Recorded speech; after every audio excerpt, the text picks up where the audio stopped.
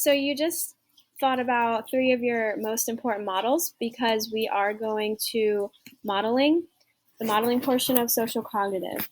So thinking about why did they have your attention? Why could you retain what they taught you? Why were you able to imitate what they did and what you saw?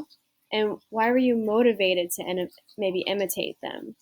Um, so, what a model does, they demonstrate a behavior, and the recipient then imitates that behavior, sometimes if they're motivated to. And we actually have a neurological base in our brain, for mirror neurons that help us to do this.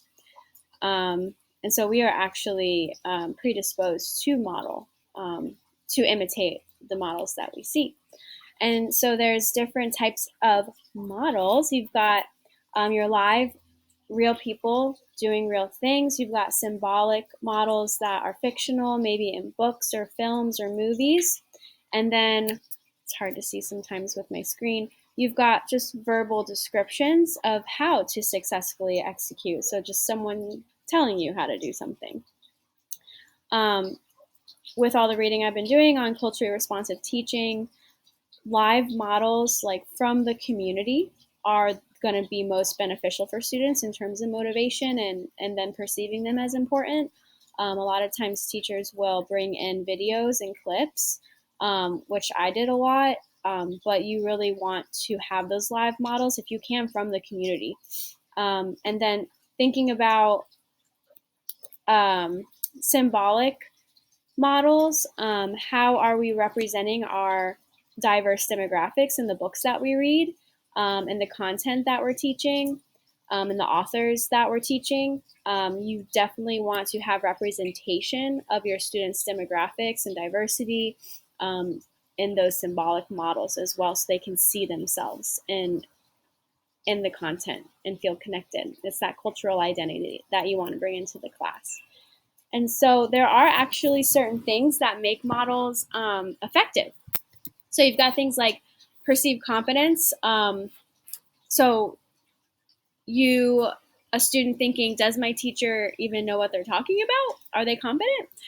You've got perceived prestige or power. And so this is kind of characteristics of the adult in the room. They are looking to you. If they don't believe that you have that prestige in the classroom, that you are someone that not necessarily has power, but who can control a room, who can, deliver instruction, who can be a firm hand when needed and can be that loving hand when needed as well. But if students don't see you as that person, it's not going to be an effective model for them. And then perceived relevance. So literally, is this important? I see perceived relevance as being one of the more critical parts to an effective model. So learners are more likely to adapt behaviors that they believe will be useful, and also behaviors that are within their capabilities. So now we're looking at, think in your mind, who am I referring to in terms of I can do this, but it's a little bit of challenge? Vygotsky's zone of proximal development comes into play here. So if you're trying, even if they want to do what you're doing, but they see themselves as being incapable, they won't imitate you. They won't have that self-efficacy, which we're going into next.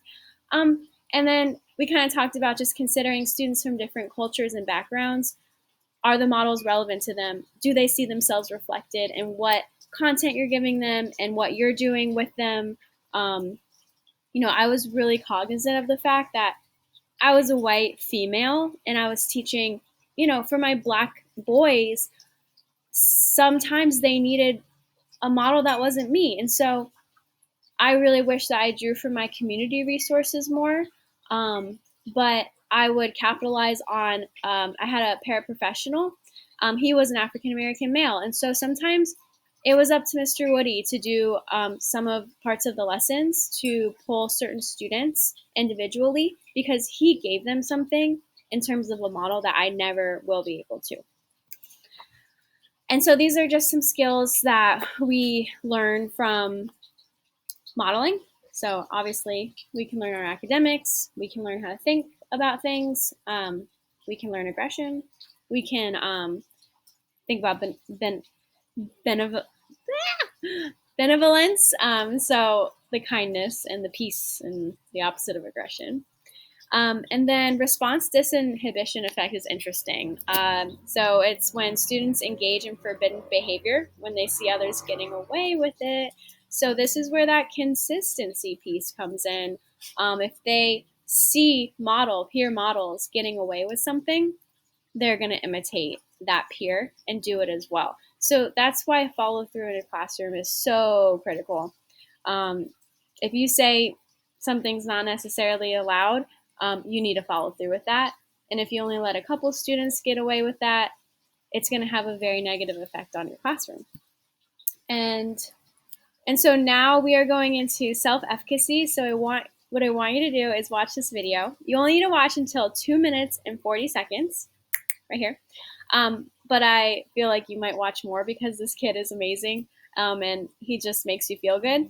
And so when you're watching, just think about, what does Dalton teach us about self-efficacy? And in terms of our students and us as teachers, what are we learning from him? See you on the flip side.